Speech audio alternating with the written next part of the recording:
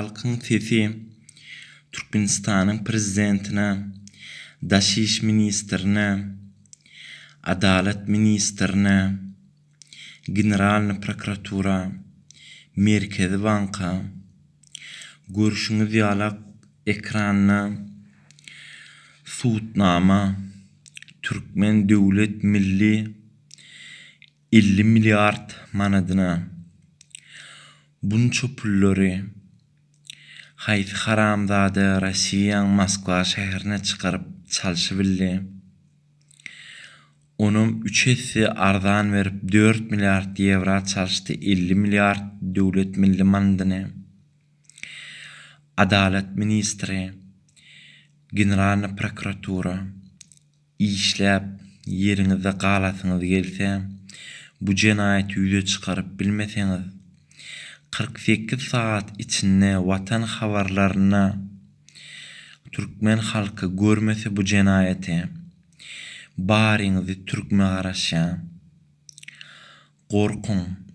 Adalet ministri, Generalny prokuratura, Merkezi Bank, Daşiş ministri, Türkmenistanyň prezidenti 48 saat wagtyňyz bar, 2 sutka Türkmen habarlaryna, watan habarlaryna şu jenaýaty ýüze çykaryp tutup bilmeseňiz, şu halkyň ırzgal bereketini gaýtaryp kanuna laýykda ýurduň içine gaýtaryp getirip bilmeseňiz bu pullary Türkmen halky herekete geçer. Türkmen halky dünýä adalatlygyna ýüz goşar, baş goşar, ýüzlener. Türkmenistanyň içindekiler, Türkmen halkymyz, biz Türkmenistanyň daşyna bolup ýatyp ýaşaman siziň aladaňyzy edýäs, bize dilek doga edin.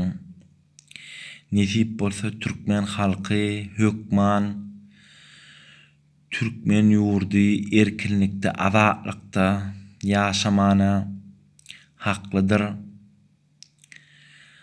İnşallah halal ýolu bilen hemme haramzada işleri, haramzada adamlary ýok eder.